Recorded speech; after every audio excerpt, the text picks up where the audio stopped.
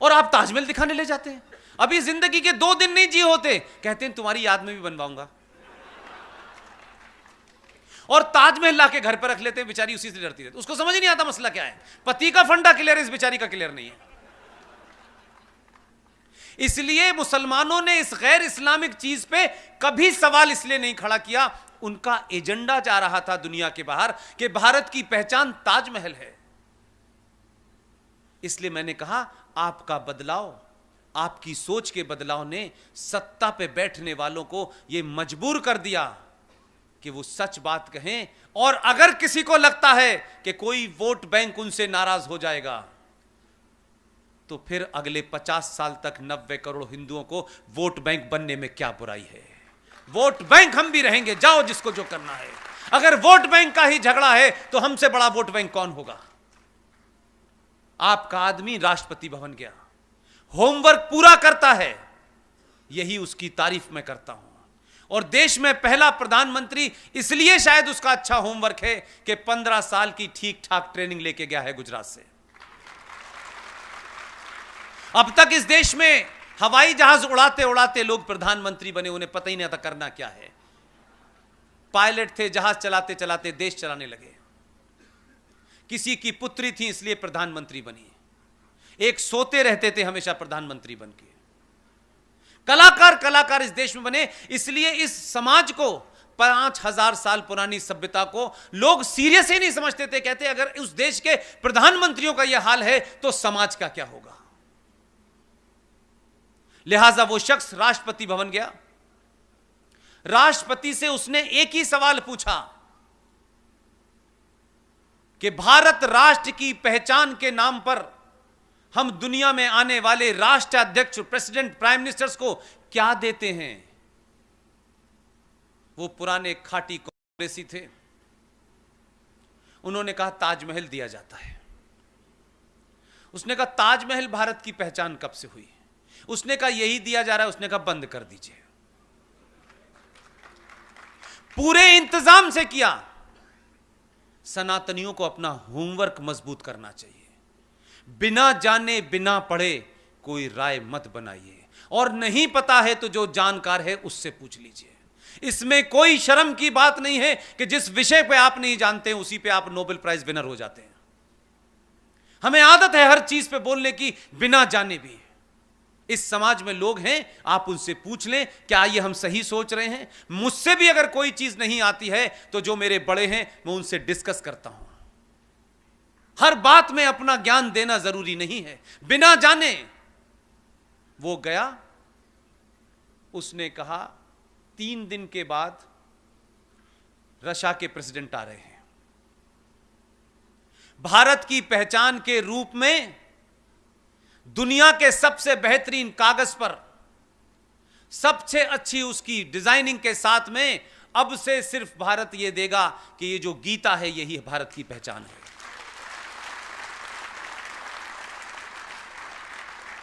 और जब गीता दी जाने लगी, लोग चीजों को समझते नहीं हैं।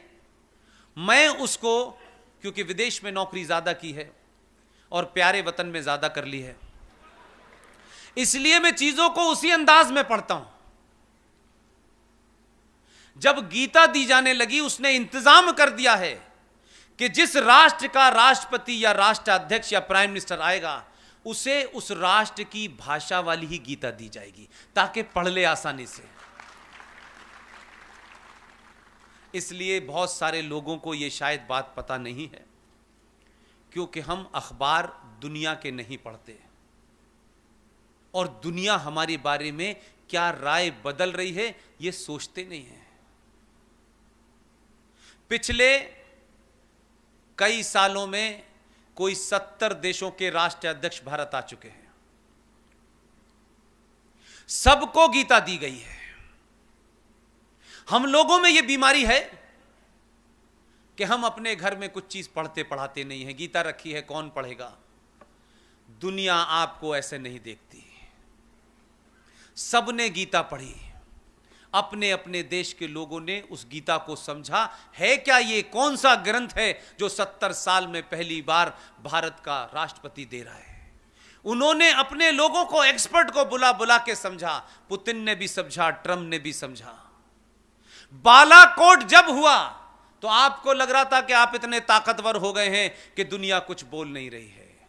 मेरा अपना इंटरप्रिटेशन है कि पूरी दुनिया में 70 देश नहीं बोले, उन्होंने गीता पढ़ ली थी।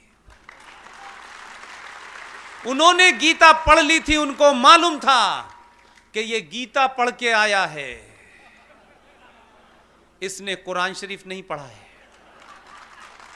ये गीता पढ़ा हुआ है, वही काम करेगा जो गीता में लिखा हुआ है। इसलिए तत्काल टेलीफोन किया कि गलती मत करना अभिनंदन को रोकने की, नहीं अग्नि लगा रखी है इसने, वापस दे जो जल्दी।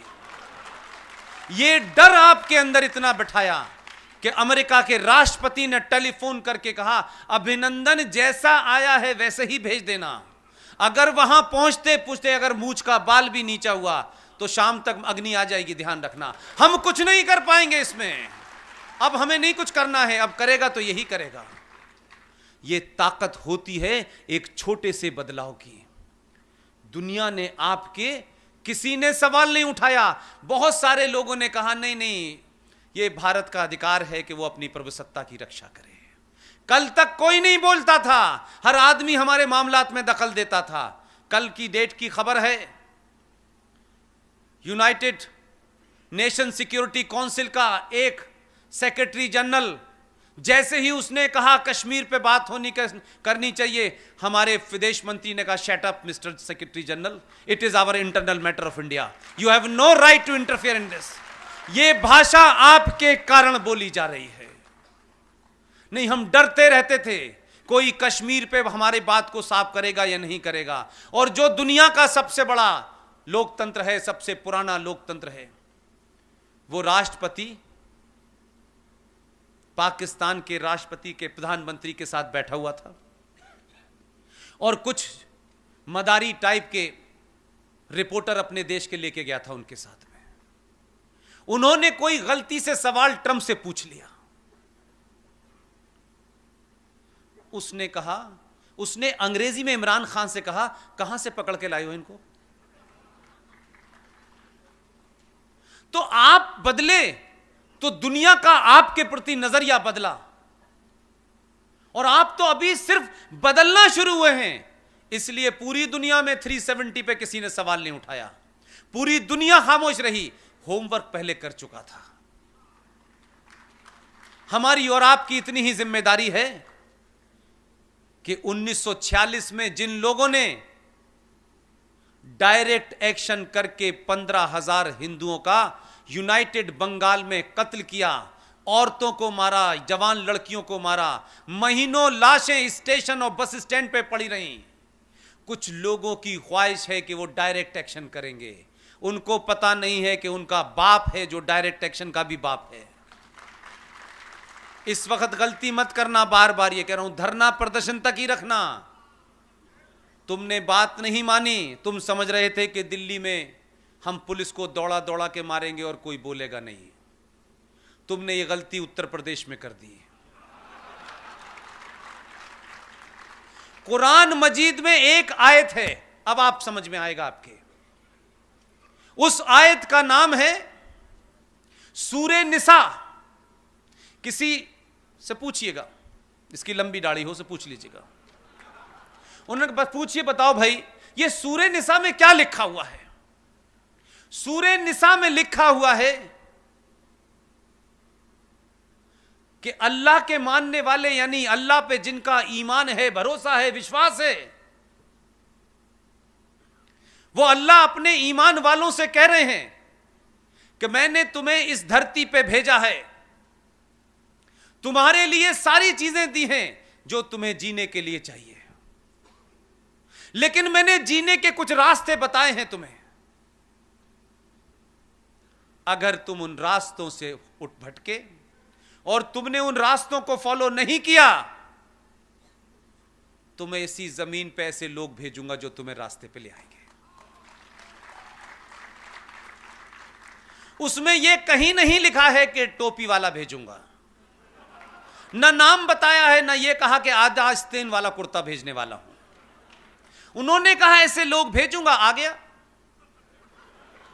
अल्लाह की बात मानो, अल्लाह ने कहा है। उन्होंने नहीं लिखा कि इसमें रफीक भाई आएंगे या आरिफ भाई आएंगे, उसने नहीं लिखा। तो अगर अल्लाह पे यकीन है और अपनी किताब पे यकीन है तो अल्लाह की मर्जी से आया है। तो अब वो जो कर रहा है वो अल्लाह के कहने पे कर रहा है। अकेला भेजा, तुमको समझाने के लिए भेजा कि इस्लाम के बारे में गलत प्रचार मत करो, इस्लाम का गलत इस्तेमाल मत करो, इस्लाम में औरत का जो दर्जा है उसे दर्जा दो, ये निकाह हलाला की दुकान मत खोलो। उसने निकाह हलाला बंद कर दिया। आप नहीं माने, आपने गालियां दी। ऊपर वाले को गुस्सा आया, उसने कहा एक से काम नहीं चल रहा, उसने उत्तर प्रदेश में भेज दिया। अब उत्तर प्रदेश में जिसको भेजा है उसने कहा आप प्रदर्शन करिए, यह लोकतांत्रिक अधिकार है। लेकिन अगर बस जलाते पकड़े गए, रेल जलाते पकड़े गए, वीडियो दिखाऊंगा, जितने की बस है उतनी वसूल लूंगा पैसे। घर पे नोटिस भेज दिया है अब्बा जान के, अब बाप बेटे 5 वक्त की नमाज पढ़ रहे, नोटिस वापस नहीं होगा। उन्होंने कहा पैसे जमा करो तब छोड़ूंगा। तो सत्ता के बदले हुए मिजाज के पीछे आप हैं।